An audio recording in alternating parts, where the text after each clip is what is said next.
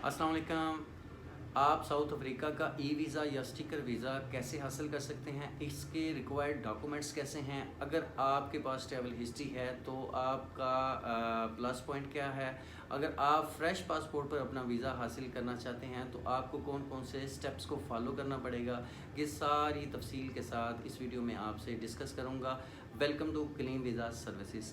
तो दोस्तों, South Africa का स्टिकर वीज़ा हासिल करने के लिए आपको जो रिक्वायर्ड डॉक्यूमेंट्स हैं, एक तो आपको अगर डॉक्यूमेंट्स इकट्ठे कर लेते हैं तो आप साउथ अफ्रीका का स्टिकर वीज़ा या ई वीज़ा इजीली हासिल कर सकते हैं।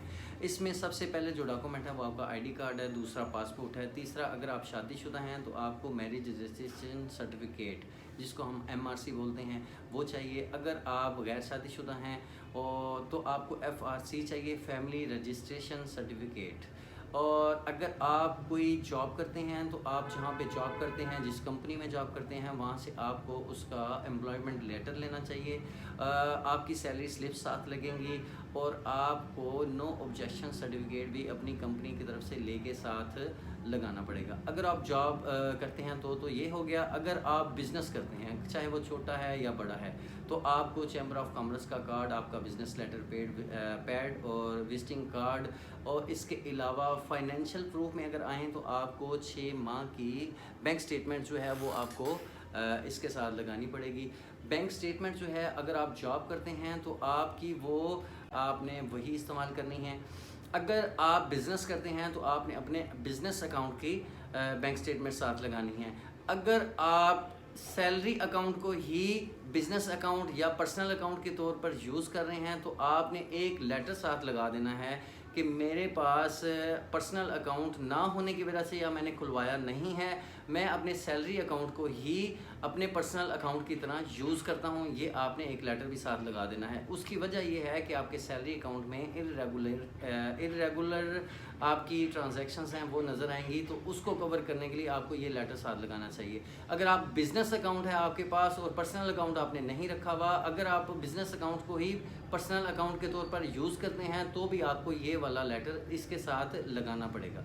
आप दूसरी जगह पे आ जाते हैं। 6 माह की बैंक स्टेटमेंट तो आपने ये लगा ली, और आपने जो अपना एनटीएन बनवाया हुआ है, जिस बिज़नेस पे बनवाया हुआ है, या आप जॉब होल्डर हैं तो जॉब होल्डर आपने उसमें मेंशन किया हुआ है, तो उस पर आपको फिर ये करना पड़ेगा। तो आप अपनी जो टैक्स रिटर्न है वो 2 साल की, वो भी आप निकलवा के वो भी आप अपनी फ़ाइल के साथ लगाएंगे। अगर प्रॉपर स्टेप्स जिस तरह मैंने आपको बताए, आप ये सारे डॉक्यूमेंट्स आप इकट्ठे कर लेते हैं तो आप अपना वीज़ा कॉन्फिडेंटली अप्लाई करें और आपको 100% वीज़ा मिल जाएगा। आप ई वीज़ा भी अप्लाई कर सकते हैं। आपको नई वीडियो जिसमें आपको सिर्फ ई वीज़ा के बारे में बताऊंगा, वो आपको वो वीडियो देख लें और उसमें आप ई वीज़ा कैसे अप्लाई कर सकते हैं उसमें आपको पता चल जाएगा।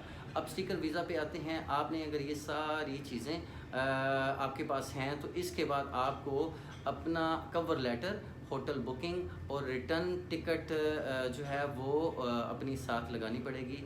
आप फ़्लाइट बुकिंग जो है वो आपको कंफर्म नहीं लेनी पड़ती। आप ये किसी भी ट्रैवल एजेंट से या किसी कंसल्टेंट से, या आप जिससे भी आपने टिकट करवाते हैं, कोई ट्रैवल एजेंट आपका वाकिफ़ है, आप उससे होटल बुकिंग चंद पैसों के एवज़ वो आप ले सकते हैं। आप अपनी ट्रैवल इंश्योरेंस उससे करवाएं जो 30,000 यूरोज़ के को कवर करती हो, और आप अपनी फ़्लाइट की booking, hotel booking, travel insurance उससे करवा लें जो आपकी ज़्यादा से ज़्यादा 3500 से 4000 में हो जाएगी। अब ये सारी आपने जब डॉक्यूमेंट्स इकट्ठे किए तो आपने इसको एक फ़ाइल की तरह तरतीब दे लेना है। आपने इसके बाद VFS ग्लोबल पे जाना है। VFS ग्लोबल पे जाके आपने, अगर आपका उसके पे अकाउंट है तो आप उसको अपना साइन इन कर लें। अगर आपका अकाउंट नहीं बना हुआ तो आप आई डोंट हैव अकाउंट पे क्लिक करेंगे, उसमें अपना अकाउंट रजिस्टर करेंगे। रजिस्टर करने के बाद आप साइन इन होंगे। साइन इन होने के बाद आप जेरी फेडेक्स से साउथ अफ्रीका की जो अपॉइंटमेंट है वो अपनी फ़िक्स करेंगे। जो ही आप अपनी मतलूबा अपॉइंटमेंट इसको फ़िक्स करते हैं तो जेरी फेडेक्स के जो चार्जेस हैं जो कि $50 हैं, और वो पाकिस्तानी रुपयों में आपके 14 से 15,000 रुपये बनते हैं। वो आपने अपने क्रेडिट कार्ड, वीज़ा कार्ड या मास्टर कार्ड, बैंक का जो ATM कार्ड है, आप उससे उसको पे करेंगे।